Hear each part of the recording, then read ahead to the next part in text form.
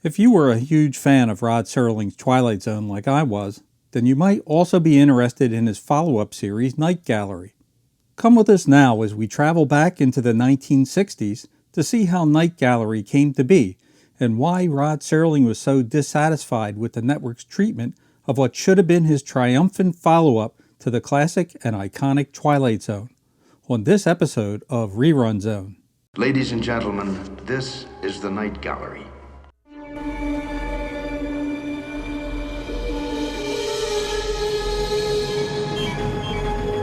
When CBS canceled The Twilight Zone in 1964, Rod Serling's agent Ted Ashley attempted to sell the concept to another network, but CBS still owned the rights to the name The Twilight Zone. ABC's network president Tom Moore expressed interest in the show but needed the concept reworked. At first he wanted it to be called Witches, Warlocks, and Werewolves, but Serling didn't like that idea. Rod didn't want the show hooked into a graveyard every week, even though he didn't mind it being about the supernatural. Serling suggested a new series called Rod Serling's Wax Museum, where Serling would do a monologue every week and then uncover a wax figure to introduce that night's story. ABC shot down that idea and negotiations ground to a halt. A few years later, in 1967, 3 Serling novellas were published by Little, Brown and Company. While sales were not especially good, Serling wanted to adapt the stories into a full-length anthology film. He imagined the stories being gothic horror tales mixed with supernatural, and with Twilight Zone-type twists. Rod then changed the Wax Museum concept to that of an art museum. He adapted his stories for television and concentrated on solid character development and dialogue, both his strongest points. Sending an outline of the show to all the major networks, Universal was the first to bite. Serling pitched the movie as having real series spin-off possibilities as a horror anthology series covering fantasy, science fiction, and the occult. He desperately wanted Night Gallery to succeed, but the studio didn't share his enthusiasm. They wanted him to update the stories to the present day and didn't like the 3-in-1 format, claiming it was outdated. They also thought that the anthology premise was no longer popular with audiences. Rod could see the writing on the wall, and shortly after that, he left town and accepted Night Gallery's fate. However, veteran television producer William Sackheim loved the concept, and he kept pushing the project to Sidney Sheinberg, who was head of the television division at Universal. After persistently lobbying the show's merits, NBC finally gave in and greenlit the pilot. They still had serious doubts as to its feasibility as a series, though. Serling was to host each segment with an intro and segue dialogue between the stories. Night Gallery the movie made its 90-minute debut on November 8, 1969. In the first segment, Roddy McDowall plays a greedy, hedonistic young Southerner who returns home to retrieve his unearned wealth from his dying uncle. His wheelchair-bound uncle's death is hastened when his nephew puts him near an open window where a strong cold draft results in his death a few hours later. The nephew then notices that one of his uncle's paintings on the wall is changing. In one terrifying sequence, McDowell wakes up to a door opening in the middle of the night, and the painting on the wall shows his uncle walking from the graveyard to the front door. In the second segment, titled Eyes, Steven Spielberg makes his directorial debut at the age of 21. The story stars veteran film star Joan Crawford in one of her last acting performances. The third segment finds a Nazi war criminal hiding in South America when he is confronted by a Holocaust survivor. The show was a solid hit in the ratings with a 23.3 Nielsen score and was in 8th place overall for the week, easily outperforming its competition. The network was eager to sign Rod to a series deal at that point. Serling wanted to call it Night Gallery, but the network wanted to title the series Rod Serling's Night Gallery to take advantage of his notoriety.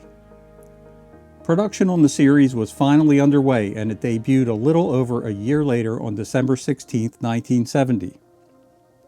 NBC was being cautious though, ordering only a 6-episode first season for Night Gallery. They then recruited seasoned producer Jack Laird and demanded that he deliver the episodes on schedule and within the $190,000 budget for each show. Serling wrote the majority of the scripts for the first season at the request of the network.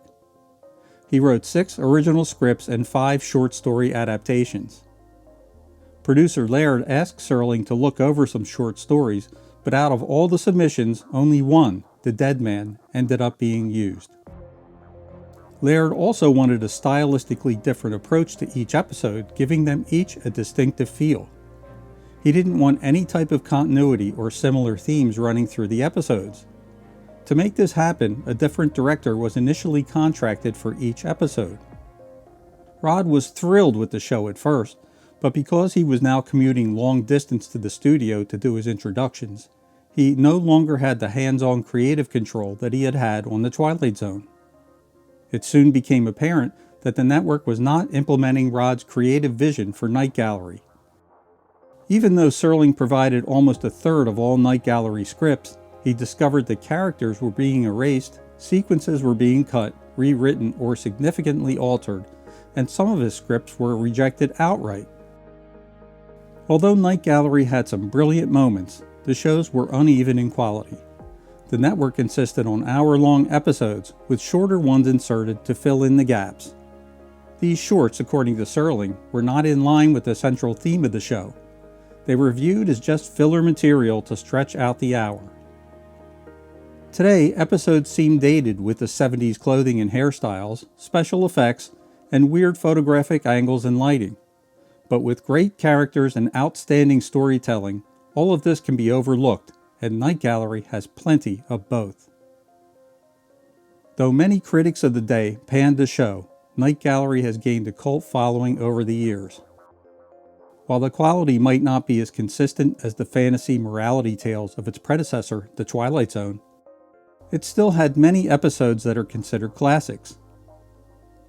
Episodes like The Doll, They're Tearing Down Tim Riley's Bar, The Messiah on Mott Street, and The Gruesome Tale of the Caterpillar.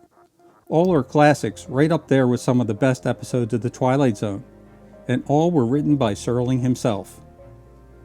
And then there were the incredible paintings for the show.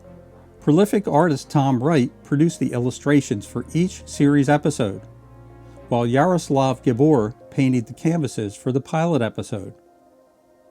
Wright's paintings, which were first done in oils on canvas and then acrylic on masonite, were later used as basic props by the studio, or simply abandoned after their initial use, but are now considered rare works of art.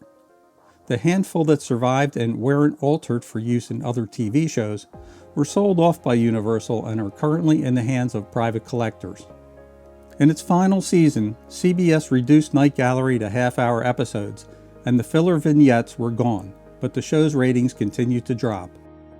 It was finally canceled in 1973 and then went into syndication, but the show was savagely cut to fit into a half-hour time slot. Many original segments had to be eliminated. Long parts were cut, while shorter pieces were extended to fill the time. Furthermore, the syndication package mixed original Night Gallery episodes with another show called The Sixth Sense, starring Gary Collins, and aired them under the Night Gallery banner. Serling was then reportedly paid $100,000 to film introductions for the repackaged episodes. In an interview with Dick Cavett in 1972, Cavett asked Serling about the media perception of him being depressed. I'm not depressed. I don't have that massive an ego that I run around preoccupied with myself. Are you at odds with the network over Night Gallery, or do you not want to talk about that? Oh, no, not really. They say it's Rod Serling's Night Gallery, and it isn't really Rod Serling's Night Gallery. It's somebody else's. Serling's anthology horror series lasted 3 years and paved the way for other future series like Kolchak, American Horror Story, and Supernatural. We all owe a debt of respect and gratitude to Rod Serling for his incredible insights and his storytelling genius that still inspires us and entertains us to this day. Well, that's it for now, guys. Stop back again for more classic TV and movie reviews, trivia, and retrospectives on Rerun Zone. Goodbye for now.